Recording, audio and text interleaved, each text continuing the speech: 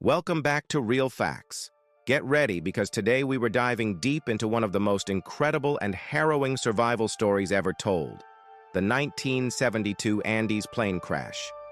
This is a story that truly pushes the limits of human endurance and the powerful will to live. Picture this. It's October 13th, 1972.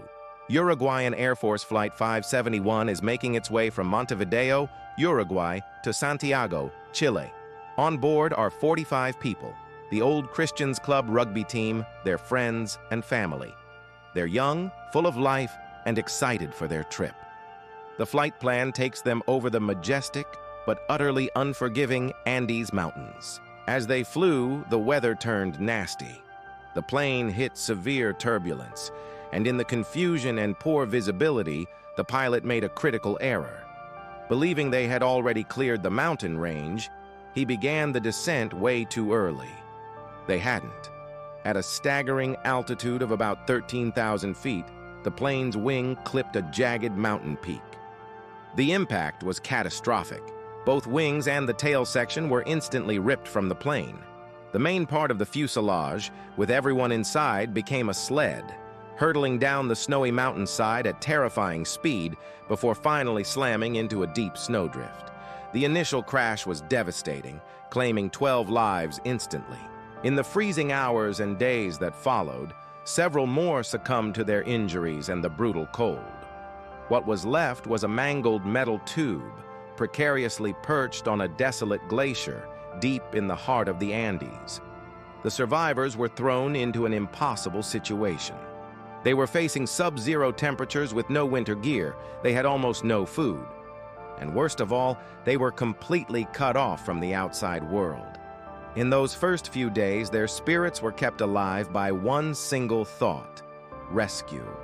They were certain that search parties would find them soon. Days crawled by, turning into a week, then longer. Search planes did fly over the crash site multiple times, but the white fuselage blended perfectly with the vast, snowy landscape. From the air, they were invisible. Then, on the 11th day, they heard the most crushing news imaginable.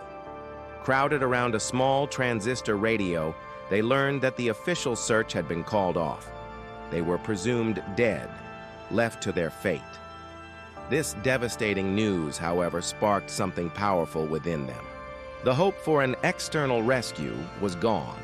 Now, they knew with absolute certainty that if they were going to survive, they had to rescue themselves. Facing starvation, they were forced to make an agonizing and unimaginable decision to sustain themselves. This act, born of pure desperate necessity, was what kept them alive. Their ingenuity in this impossible environment was incredible. They devised a system to melt snow into drinking water using metal from the plane. They created makeshift hammocks from seat covers to stay off the freezing floor at night and fashioned snowshoes and sunglasses to protect themselves from the elements. As weeks bled into months, the strongest among them knew that staying put was a death sentence. Their only real hope was to climb out of the mountains and find help. Two of the survivors, Nando Parado and Roberto Canessa, embarked on a final, desperate trek across the treacherous peaks. They had no climbing gear, no proper clothing, just an unbreakable will to live.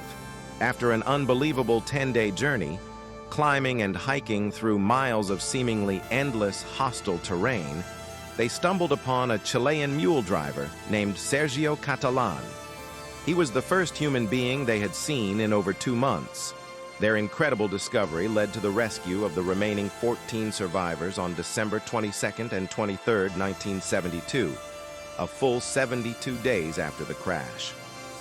The story, often called the Miracle of the Andes, is a powerful testament to the human spirit's ability to endure, adapt, and find hope, even in the face of absolute desolation.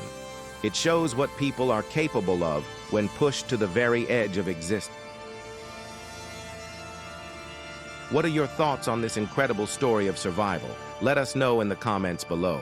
And if you found this story as compelling as we do, don't forget to like this video and subscribe for more real facts. Thanks for watching.